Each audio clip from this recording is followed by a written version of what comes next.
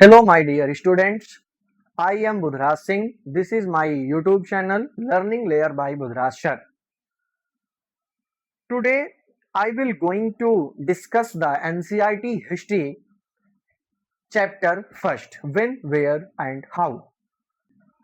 नमस्कार मेरे प्रिय विद्यार्थियों, मैं बुधराज सिंह हूं और यह मेरा YouTube channel learning layer by Budhraj sir है।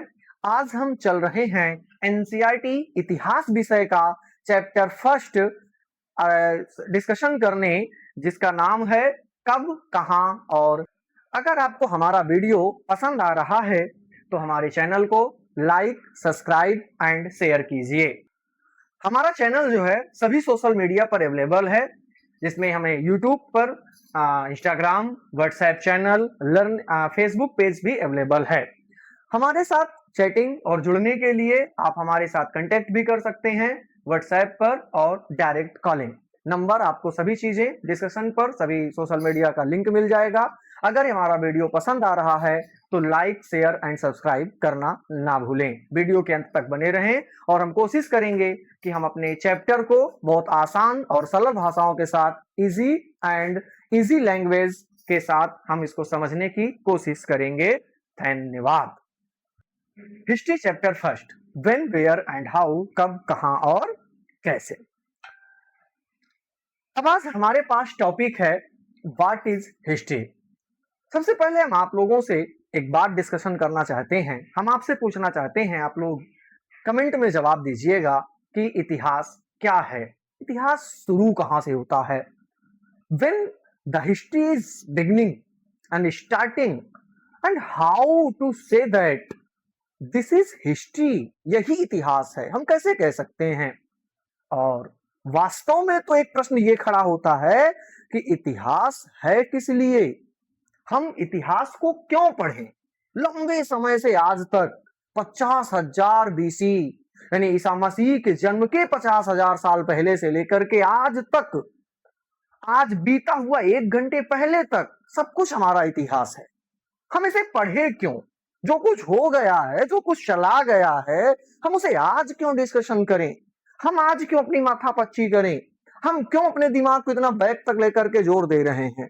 इन सब का एक बहुत आसान और सरल सा जवाब है कि इतिहास हमें सिखाता है हमारे पूर्वजों ने क्या किया, अब हम क्या कर रहे हैं, क्यों हमारे साथ ऐसी घटनाएं हुई हैं, या फिर हमें अंग्रेजों ने गुलाम बनाया, हम अनंत काल से, लंबे समय से सनातन धर्म के पीछे भाग रहे हैं।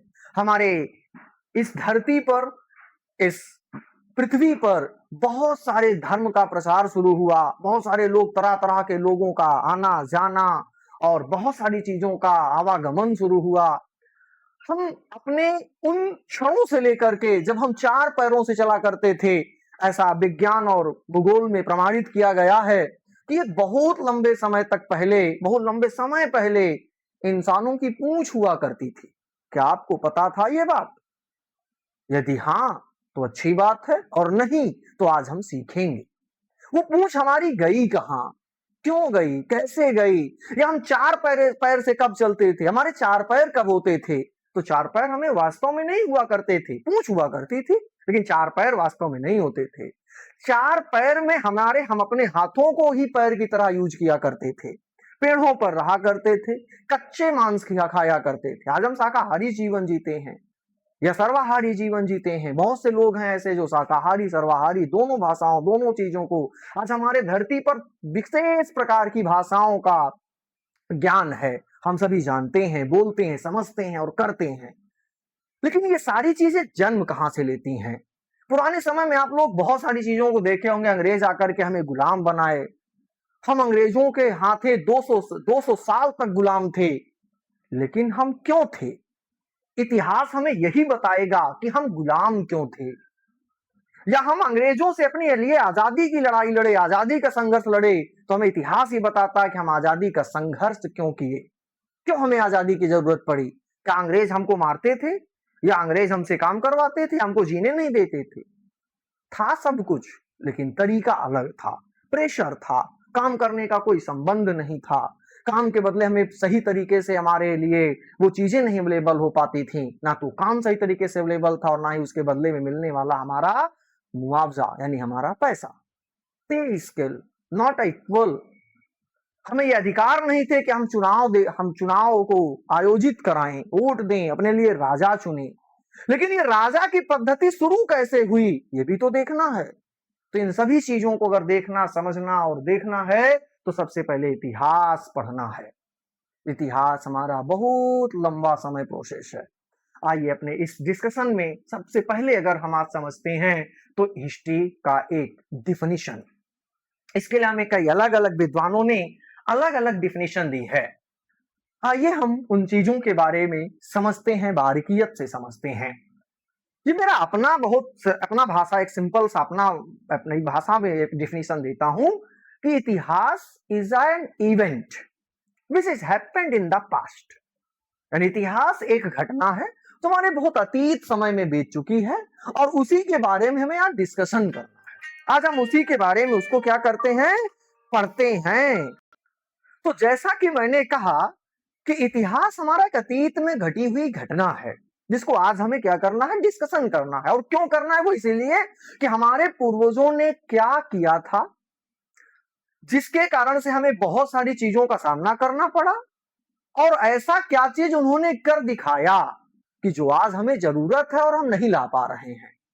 तो इतिहास हमें यह भी सिखाता है कि हम अतीत में हुई घटनाओं को उस नजर से समझें और स्वीकार करें या फिर अस्वीकार करें, जैसे भविष्य में हमें या हमारे आने वाली पीढ़ियों को किसी प्रकार का कोई संदेह या फिर किसी प्रकार का कोई कमी महसूस ना हो। आइए अब हम अपने एक डिफिनीशन के ऊपर नजर डालते हैं। तो हमारे एनसीईआरटी के बुक में या किसी भी रेफरेंस बुक में जो कक्षा 6 की आप उठाएंगे तो में आपको दिखेगा कि history is the study of past and what happen at the clothes they war and the houses they lived in. जब आप देखेंगे तो उसमें आपको मिलेगा कि इतिहास अतीत का अध्ययन है। लोग क्या खाते थे, कैसे कपड़े पहनते थे और कैसे घरों में रहते थे। तो क्या वास्तव में ये है कि घर हुआ करते थे पहले? नहीं। जब हम चार पैर जानवरों की तरह चलते थे हमारे पास घर कहां था। तो हमें इतिहास में यह भी सीखना है कि हम घर बनाना कब सीखे, हमारे पास इंजीनियरिंग कब आई घर बनाने की। भाई ये भी तो एक सवाल है। क्या समझते हैं कि आज की इंजीनियरिंग आज की इंजीनियरिंग है? नहीं। हमें इतिहास और भूगोल ये बताता है कि हमारी इंजीनियरिंग दुनिया के सभी के इंजीनियर के जन्म लेने से पहले की है। हमें विश्वास कराता है इतिहास हमारा। And the history means the systematic and evidence based study of important events that happened in the past in chronological order. What do you mean by chronological? chronological को कहते हैं टाइम टू टाइम इवेंट्स। जैसे जैसे समय समय पर वो events घटे, जैसे जैसे इतिहास में हमें लिखित या उसके साक्ष्य मिलते हैं, उनको स्टडी किया गया तो उनके उसी अनुसार से पढ़ना क्या कहलाता है, क्रोनोलॉजिकल कहलाता है। इतिहास का अर्थ है अतीत में घटी महत्वपूर्ण घटनाओं का व्यवस्थित और साक्ष्य आधारित कालानुक्रमिक अध्ययन। व्हाट इज द साक्ष्य? एविडेंस। साक्ष्य का मतलब है कि हमारे इतिहासकर्ता हमें अपने इतिहास अतीत की जानकारी के लिए, देखो ना तो हम थे और ना ही आप थे, सीधी सी बात है। इतिहास अगर हमें समझना है तो हम केवल, हमारे पास दो प्रकार की चीजें हैं अवेलेबल। या तो हमें कोई चीज लिखित मिल जाए, यानी कि अगर हम कुछ चीज जानते हैं, समझते हैं, कोई चीज जानना चाहते हैं तो हमें या तो उसका लिखा हुआ मिले और या फिर हमें उसके कुछ प्रमाण मिले। तो जो कुछ प्रमाण मिलते हैं उसे हम क्या कहेंगे, साक्ष्य कहेंगे, और यही एविडेंस है। अब ये एविडेंस क्या कहलाते हैं? तो इन्हें हम क्या कह सकते हैं, मोन्यूमेंट्स कहते हैं। क्या कहते हैं? मोन्यूमेंट्स कहते हैं। अब हम उसको कालानुक्रमिक करेंगे। कालानुक्रमिक का मतलब होता है कि समय के अनुसार से। अब ठीक है, जो चीज लिखा गया तो उसकी तो डेट लिखी होगी, उसका एक समय लिखा होगा, लेकिन जो लिखा नहीं है उसका डेट हम कैसे पता करेंगे, उसका समय कैसे निकालेंगे? तो उसका समय निकालने के लिए हमारे कुछ इतिहासकर्ता या फिर वैज्ञानिक लोगों ने उस पे क्या किया कि उन निकली हुई चीजों को, धरती के नीचे से निकली हुई चीजों के ऊपर रिसर्च किया। एक आप लोग साइंस में शब्द सुने होंगे जिसे कहा जाता है कार्बन डेटिंग। क्या कहा जाता है? Carbon dating. तो कार्बन डेटिंग क्या है? यानी कि देखो, जैसे अब हम लोग जीवित हैं तो हमारे अंदर कार्बन लगातार बन रहा है और लगातार उसका क्षरण हो रहा है, नया कार्बन बनता रहता है और क्षरण होता रहता है या फिर स्टोर होता रहता है। लेकिन जब अगर हमारे शरीर से हमारा प्राण निकल जाएंगे, यानी हम मृत्यु हो जाएंगे, यानी मृत शरीर हमारा हो जाएगा, तो हमारे शरीर में कोई नई कार्बन नहीं बनेगी। और जब नया कार्बन नहीं बनता तो हमारा कार्बन धीरे धीरे धीरे धीरे क्षरण होता रहता है। और फिर अगर हमारी हड्डियां या हमारे कुछ भी बॉडी पार्ट्स जो हमें अगर वैज्ञानिकों को या फिर इतिहासकर्ताओं को मिलेगा, तो वो हमारे इस हड्डी पर से या बोन्स में से जो वो कार्बन की यौगिक पाएंगे, जितना कम कार्बन बचेगा ऐसा माना जाएगा कि वो उतना ही पुराना समय का होगा या फिर है। अच्छा, एक चीज और है, मैंने कहा होगा। सर, जब आप कार्बन से साइंस में कह रहे हैं कि निकलता है, तो कार्बन में जब निकला तो एग्जैक्ट डेट होनी चाहिए, होगा क्यों? तो देखो, इतिहास में एक ये भी हमें समझना है कि जो कुछ हमें अगर लिखित भी मिलेगा तो ये पूर्णता सत्य नहीं है। और हां, जो कुछ लिखित है तो ये पूर्णता असत्य भी नहीं है। तो सर फिर है क्या? तो सत्य या असत्य के ये जो हमारे पास दो शब्द चल रहे हैं, ये हमें अपने अनुसार समझना है कि वास्तव में ये ऐसा रहा होगा तो सत्य है या नहीं। हमें इसी बात पर देखिए, बहुत से ऐसे आप लोग टीचर देखे होंगे, आपके पास टीचर हैं, सभी टीचर बहुत अच्छा पढ़ाते हैं। मैं तो कहता हूं कि मेरे गुरुजन ने मुझे जिस तरीके से पढ़ाया, शायद मैं उसका 10% भी आप तक नहीं पहुंचा पाऊंगा। देखिए, नॉलेज जो है ये कोई एक दिन का ये नहीं है, हमने अपने माँ के गर्भ से नहीं सीखा है या फिर हमारे गुरुजन ने उनसे नहीं सीखा है। नॉलेज, ज्ञान हमें यही लेना है और हम जो आपको दे रहे हैं ये हम ट्रांसफर कर रहे हैं उसका, और कुछ नहीं कर रहे हैं। हमने या हमें ईश्वर से प्राप्त हुआ है, हमने यही सीखा है, किसी ने हमको पहुंचाया है और हमारा उनका कर्ज हमारे ऊपर था और हम अपना कर्ज आप तक पहुंचा के उतार रहे हैं। अब आप क्या करेंगे कि आप में से भी कोई IAS, PCS, doctor, teachers, engineer कोई भी बनेगा, तो अगर जो टीचर बनेंगे उनका काम होगा कि वो अपने उस ज्ञान को अगले वाली पीढ़ी तक ट्रांसफर करेंगे एज अ टीचर। वही मैं कर रहा हूं। लेकिन इससे पहले आइए हम टॉपिक पर बात करते हैं, जैसे क्रोनोलॉजिकल, कालानुक्रमिक अध्ययन। अब है हमारे पास कि सबसे पहले आइए, अब हमारे पास वहां एनसीईआरटी में एक टॉपिक है, वहां आपको मिलेगा कि a person who conduct such studies and records the findings is collected card a historian. यानी ऐसा अध्ययन करने और निष्कर्षों को दर्ज करने वाले व्यक्ति को इतिहासकार कहा जाता है। क्या है इतिहासकार?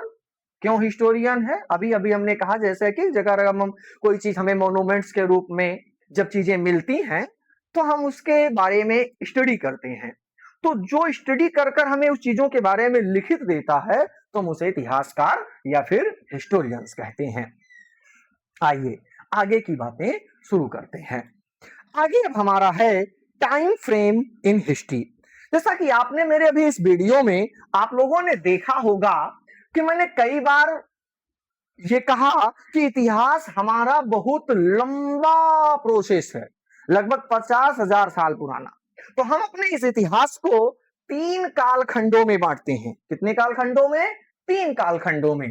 जैसा पहला है, हमने लिखा भी कि history is generally divided into 3 times period, यानी इतिहास को हम सामान्यतः 3 खंडों में बांट कर रखते हैं, जिसमें कहा जाता है प्री हिस्ट्री, प्रोटो हिस्ट्री और history. What is pre history?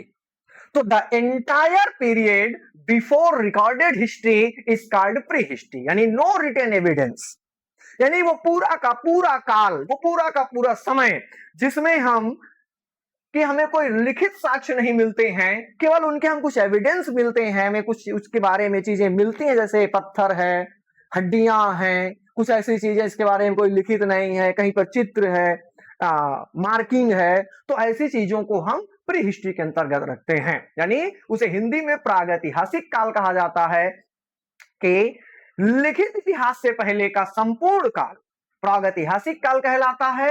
इस कालखंड में कोई लिखित प्रमाण उपलब्ध नहीं है।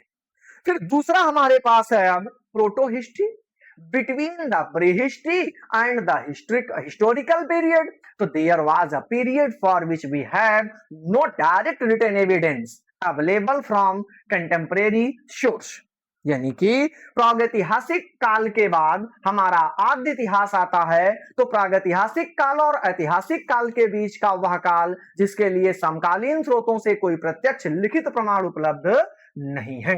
जैसे अब प्रत्यक्ष लिखित प्रमाण क्या है, यानी कि what is the written evidence available from the contemporary source. तो कंटेम्परेरी सोर्स क्या है, कंटेम्परेरी सोर्स या फिर प्रत्यक्ष लिखित प्रमाण उपलब्ध नहीं। तो प्रत्यक्ष का मतलब यह है कि ऐसे बहुत सारी चीजें हैं जो लिखी तो गई हैं लेकिन हम उसे सही तरीके से अभी तक पढ़ नहीं पाए। यानी सोचो, हमारे पास अभी वो ज्ञान अवेलेबल नहीं है या हम नहीं अर्जित कर पाए हैं जो उनके पुराने समय के लिखने के तरीके को हम पढ़ सके। तो उसे हम कहते हैं प्रोटो हिस्ट्री यानी आद्य इतिहास।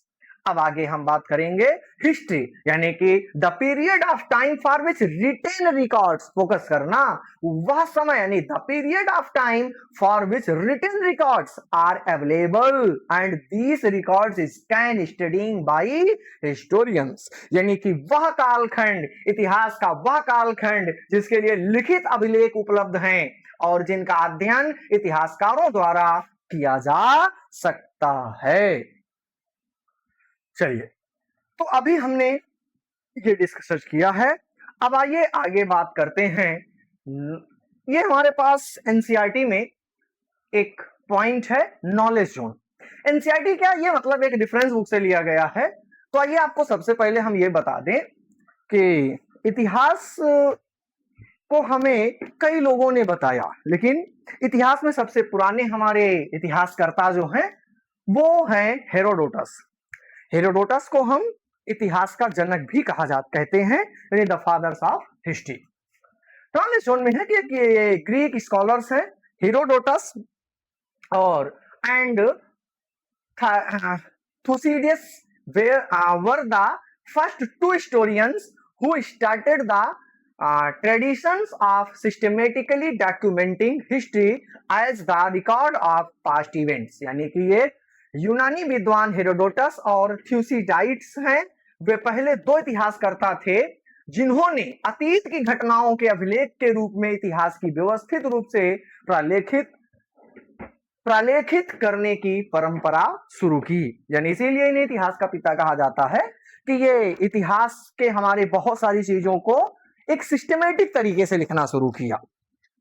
आइए डेट इन हिस्ट्री देखिए, इतिहास अगर हमें पढ़ना है तो समय के बारे में हमें जानकारी होना बहुत जरूरी है। तो इतिहास में हमें ये भी बहुत बड़ी पॉइंट है कि हमें डेट्स के बारे में जानकारी हो जाए। जैसे अब हमारे पास है कि हिस्टोरियंस हैव द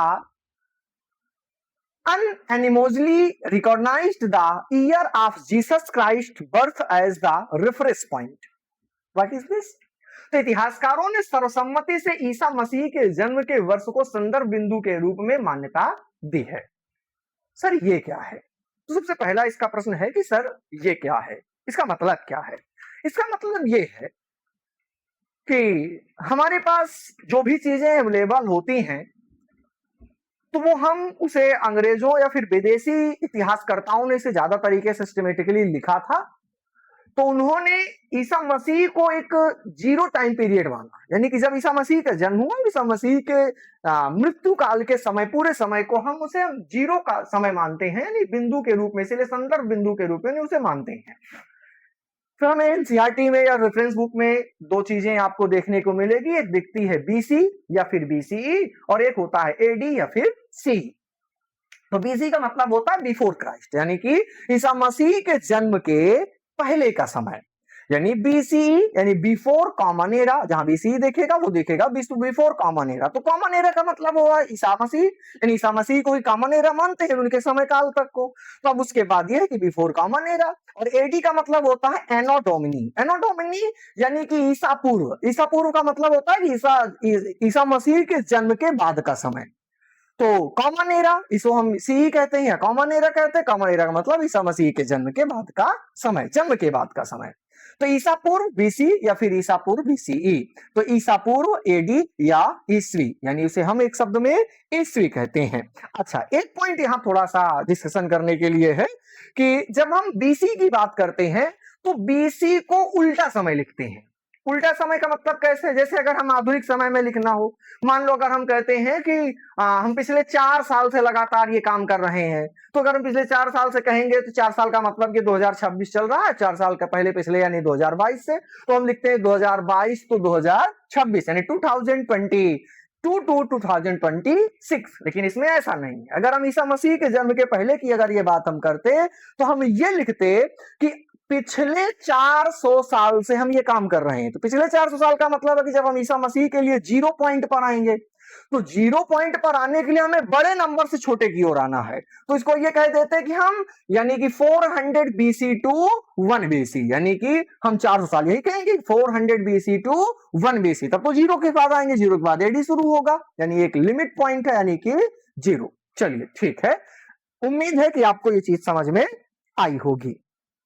फिर आइए, अब हमारे पास एनसीईआरटी में कुछ पॉइंट्स हैं जिसके बारे में हमें यहां पर डिस्कस करना है। जैसे the two main types of written records. इतिहास को अगर हम ये कहें कि हमें क्या क्या मिलता है, तो इतिहास में 2 प्रकार की चीजें प्राचीन इतिहास को पढ़ने के लिए। अच्छा, एक पॉइंट यहां पर मैं आपको बता दूं कि हमारे पास जो कक्षा 6 की हिस्ट्री है, इतिहास है, इसमें हम प्राचीन भारतीय इतिहास को पढ़ते हैं। प्राचीन भारतीय इतिहास को, प्राचीन भारतीय इतिहास का मतलब है कि लगभग 50,000 बीसी, तो हम बहुत सारा साक्ष्य हमें उसके नहीं मिलते हैं, लेकिन हमारे बुक में या फिर ऐसा कुछ लिखा गया है कि हम 10,000 बीसी से लेकर के लगभग हमारे मतलब इतिहास में अशोक मौर्य साम्राज्य के कुछ कालखंडों के, गुप्तकालीन के कुछ राजाओं के बारे में, यानी लगभग वही 1200 एडी के आसपास तक हम पूरा प्राचीन इतिहास में रखते हैं। तो हमें उसी के बारे में डिस्कस करना है।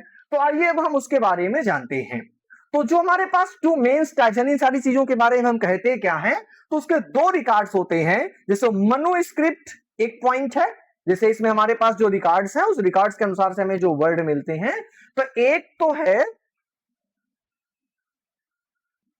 हाँ, तो इसमें जो मेन रिकॉर्ड्स है, लिखित रिकॉर्ड्स इसको हम कहेंगे। तो लिखित रिकॉर्ड्स हमारे पास 2 प्रकार के होते हैं। एक तो जैसे कि आज हम पेन और पेपर में लिखते हैं, पेन से लिखते हैं, पेपर के ऊपर लिखते हैं, या फिर आज हमारे पास डिजिटल जमाना आ गया, हम कंप्यूटर से भी टाइप कर लेते हैं। तो उसको भी एक समय इतिहास के बारे में पढ़ाना पड़ेगा, या पढ़ेंगे हम लोग इन फ्यूचर, हमारे आने वाले पीढ़ी पढ़ेंगी। लेकिन हमारे पास इतिहास में, अतीत में जब हम लोगों ने लिखना पढ़ना शुरू किया, तो सबसे पहले ऐसा माना जाता है, उसकी डिस्कशन बाद में करेंगे हालांकि अगले किसी और चैप्टर में। तो जैसे इसमें हमारे पास मतलब आज हम केवल व्हेन वेयर और इंट्रोडक्शन, व्हेन वेयर हाउ का मतलब है कब कहां कैसे, मतलब एक इंट्रोडक्शन चैप्टर। हमारा असला यानी वास्तविक इतिहास के बारे में पढ़ना होता है, तो हम सेकंड चैप्टर में उसके डिस्कशन सेकंड चैप्टर से शुरू करते हैं। ये केवल एक इंट्रोडक्शन ही होता है, पहला चैप्टर। तो इसमें हमारे पास रिटन रिकॉर्ड्स के तौर पर 2 रिकॉर्ड्स हैं। एक है मनुस्क्रिप्ट्स। क्या है? मनुस्क्रिप्ट्स। ये क्या होता है? यानी books written by hand, usually written on palm leaves और the bark of the birch tree. तो they deal with religious beliefs, lives in kings, medicines and science. क्या है ये? पांडुलिपियां हैं। मैंने इसे लिए हिंदी मीडियम वालों के लिए हिंदी में भी लिखे हैं, और ये सारे नोट्स आपको मेरे व्हाट्सएप चैनल पर मिल जाएंगे, जिसका हम डिस्क्रिप्शन में हम आपको पूरा लिंक दे देंगे। डिस्क्रिप्शन में आपको हम पूरा लिंक दे देंगे। पांडुलिपियां, हाथ से लिखी गई पुस्तकें, आमतौर पर ताड़ के पत्तों पर या फिर बर्च के पेड़ की छाल। बर्च एक प्रकार का पेड़ है जो उसके हम जैसे छाल से, आज हमारे पास कोई भी पेड़ हो छाल निकलती है, छोटी छोटी लकड़ियां पतली पतली, वैसे छाल पर लिखी जाती हैं। इनमें धार्मिक मान्यताएं, राजाओं का जीवन, चिकित्सा और विज्ञान से संबंधित सामग्रियां होती हैं या सामग्री होती है। देखिए हमारे पास एक वर्ड यहां पर दिख रहा है, चिकित्सा और विज्ञान। सर, इतिहास में चिकित्सा और विज्ञान कहां रहा होगा? ये तो बहुत सोचने वाली बात है। सर ये कब मतलब रहा होगा, इतने समय 50,000 साल पहले तो ऐसा कोई संभव है कि विज्ञान है? तो ऐसा नहीं कि 50,000 साल पहले विज्ञान था, लेकिन धीरे धीरे हमें बहुत सारी चीजें ऐसी मिली जो हम वैज्ञानिकता और विज्ञानिता दोनों में हम लोगों ने खोज की का मतलब यह है कि देखो एक चीज और है, जैसे हमारा बहुत ही पुराने समय में ऐसा होता था कि लोग उसे धर्म से जोड़ देते थे। अभी मैं एक पॉइंट आपको इस पे बताऊंगा। फिर दूसरा रिटेन है हमारे पास इंस्क्रिप्शन, इसे हिंदी में कहते हैं शिलालेख। शिलालेख का मतलब है पत्थर, शिला का मतलब होता है पत्थर, या फिर कोई धातु। धातु मतलब जैसे हमारे पुराने समय में सबसे पहली बार मनुष्यों के द्वारा तांबे का प्रयोग किया गया, तो तांबे पर भी मतलब कि लोग हथछीनी और हथौड़ी के माध्यम से लिखा करते थे, तो वो भी एक था। या फिर पत्थरों के ऊपर छीनी और हथौड़ी से उकेलना, जैसे अब हमारे पास अजंता की गुफाएं हैं और बहुत सारे ऐसे पत्थर हैं जहां पर चीजें लिखी गई हैं उकेल उकेल कर।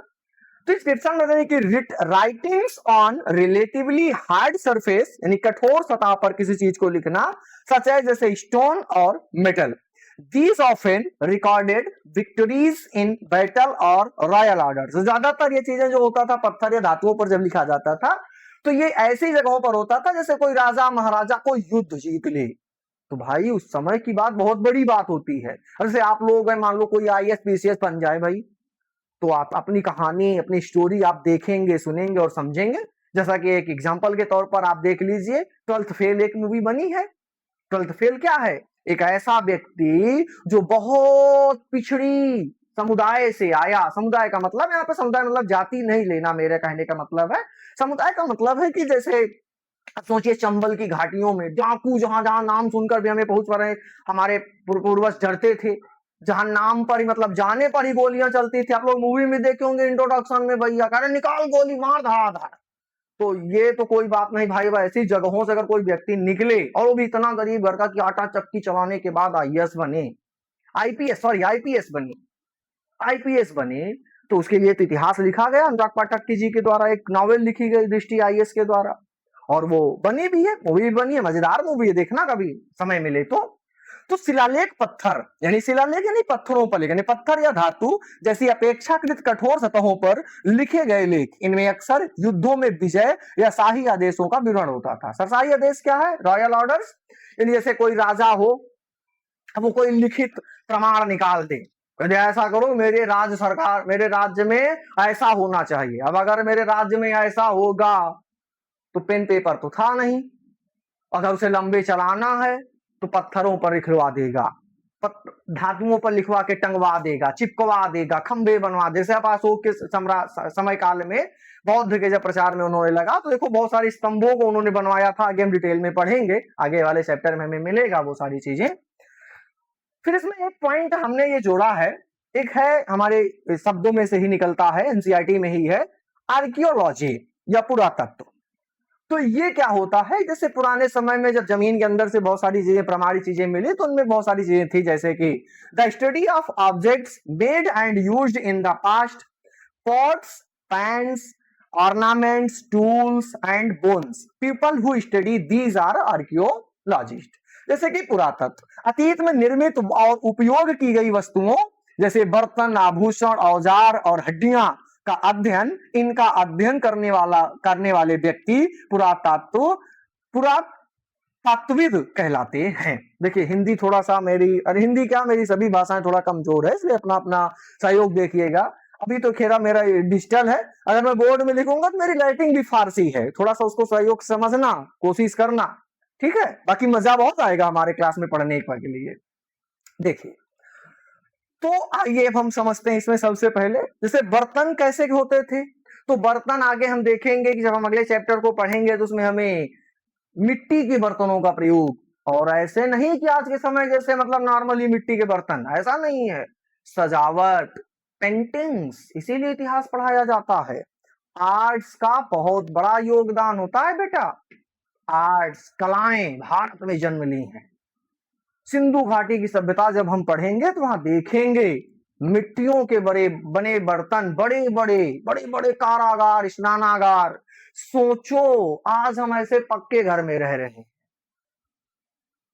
क्या आपको लगता क्या पक्का घर आज के ही समय में हमें मिला है? नहीं, आज हम जिस शहर गांव नगर में देखते हैं तो वहां गलियां पक्की हो चुकी हैं। अभी भी हमारे कुछ गांव ऐसे हैं जहां चले जाओ तो इतना इतना पैर डूब जाएगा, पूरा शरीर डूब जाए और पैर निकलने के लिए जगह नहीं मिलेगा। लेकिन आप सोचिए कि आज से नहीं, आज से लगभग 5200 साल पहले, 2027 चल रहा, 26 चल रहा है, यानी ये कहने का सॉरी 27 बोल दिया था, 26 चल रहा है। आज से लगभग 5200 साल पहले, यानी कि 2500 बीसी, ईसा मसीह के 2500 साल पहले हमारे पास एक ऐसा शहर बना था जो विश्व में सबसे टॉप था, या आज के आधुनिक समय से भी ज्यादा अच्छा था। आज हमारे पास इतनी बेहतरीन तरीके की इंजीनियरिंग है, हाइड्रोलॉजिक, हाइड्रो पावर्स है, हाइड्रो शक्तियां हैं, हाइड्रोलिक्स है, लेकिन वहां तो कुछ नहीं था। और सोचो उस समय वो शहर बना, पक्की ईंटों का दीवार, छोटे मोटे नहीं, मोटे मोटे, इतनी मोटी दीवारें उसमें खेती की जाती थी। आज हम लोग आज हमारे पास शहर में घर है तो हम वहां पर एक मतलब कि व्यक्ति आ जाए तो गेस्ट आ जाए अगर 8-10 तो उसको रखने के लिए जगह नहीं रहती, लेकिन वो इतनी मोटी मोटी दीवारें बनाते थे, उसमें साग सब्जियां उगाकर खाते भी थे। अब बताओ इससे ज्यादा क्या चाहिए। और एक चीज चैप्टर में आगे डिस्कशन करेंगे उसके बारे में, 90 डिग्री मतलब 90 डिग्री कोण, 90 डिग्री के कोण पर सड़कें बनी थी। सड़कें सोचने वाली क्या इंजीनियरिंग रही होगी। हर घर में लैट्रिन बाथरूम, पानी पीना, आज हमारे पास समरसेबल, उस समय कुआं हुआ करता था, हर घर में आंगन में कुआं था। पढ़ेंगे उसके बारे में, कभी देखेंगे, हमारे पास बहुत सारी चीजें मिलती हैं। तो बर्तन मिट्टी के, आभूषण कैसे रहे होंगे, सोना चांदी नहीं था भाई। जब तांबा ही हमें नवपाषाण काल के आसपास में मिला है तो फिर हम सोना चांदी तो सोच ही नहीं सकते हैं। लेकिन आभूषण होते किसके थे, तो या तो तांबे के होते थे या फिर हड्डियों के, सर हड्डियों के आभूषण, हड्डियों के गहने। हाँ हाँ भाई हड्डियों के, वो इसलिए जब तो हाथी शिकार किया उसका दांत, कहते हैं ना उसको हाथी मारा है गोदाम है, ऐसा नहीं है, हड्डियों, यानी हाथी के दांत के कंगन महिलाएं पहनती थी, हड्डियों के हार बनाए जाते थे, तो उनके साक्ष्य भी मिले हैं। औजार के रूप में पत्थर और तांबे का लेप लगाया हुआ पत्थर या फिर तांबे का औजार, और हड्डियां, हड्डियां भी जैसे कि भाई मृतक शरीर को कोई, अब देखो एक चीज और है, दफनाना या जलाना अतीत से चला आ रहा है, हमारे पास कोई नई बात नहीं है ये अध्ययन। तो ये अब इन चीजों के बारे में जो पढ़ाई करते हैं उसे हम पुरातात्विक कहते हैं, यानी आर्कियोलॉजिस्ट कहते हैं।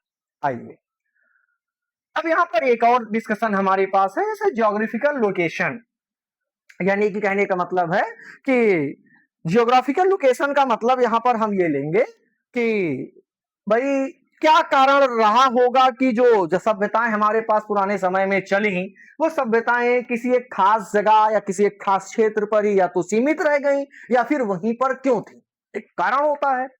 तो भाई देखो एक चीज बहुत साफ सी बात है, आज हम लोग गांव छोड़कर शहर जाते हैं, क्यों जाते हैं? इसका जवाब बहुत सिंपल सा, क्या है कि वहां अच्छी सुविधा है, 24 घंटे लाइट है, अच्छी शिक्षा है, अच्छा जॉब है, और जॉब के बदले अच्छा पैसा है, और एक चीज, कि वहां माहौल अच्छा है, एटमॉस्फियर, पर्यावरण, समाज, यानी कि सोशल, ये सब कुछ क्या है, बहुत अच्छा, इसलिए हम वहां जाते हैं। लेकिन पुराने समय में तो ना तो किसी को शिक्षा से मतलब था, ना ही कोई ये देखता था यार मेरा पड़ोसी अच्छा होगा कि नहीं होगा, या ऐसा होगा कि यार पता नहीं वो किस भाषा में बात करता है, अंग्रेजी तो कोई थी नहीं, when they are how do do do करके नहीं बोलते थे कोई, सब लोग का जो भी लोकल भाषा चलती थी, क्योंकि आज हम सभी जानते हैं कि हमारा जो भाषाएं हैं हमारे देश में चलने वाली वो लगभग 6000 प्रकार से ज्यादा प्रकार की बोलियां हैं, और हमारे संविधान में 22 प्रकार के क्या हैं, भाषाएं हैं। और हम ये जानते हैं कि हमारे भारत देश में हर 2 किलोमीटर पर भाषाएं चेंज होती हैं, ये भी हमें लिखित मिलता है किताबों में, उसके बारे में भी डिस्कशन करेंगे। तो जैसे अब हम 2 किलोमीटर में भाषाएं चेंज है भाई, हम भी कहेंगे पता चला कैसे कहाँ करना था, अरे नहीं ऐसा नहीं भाई, अब हमारे पास आज अच्छी भाषा है, देवनागरी लिपि है, क्यों भाई साहब क्या कर रहे हो, एक समय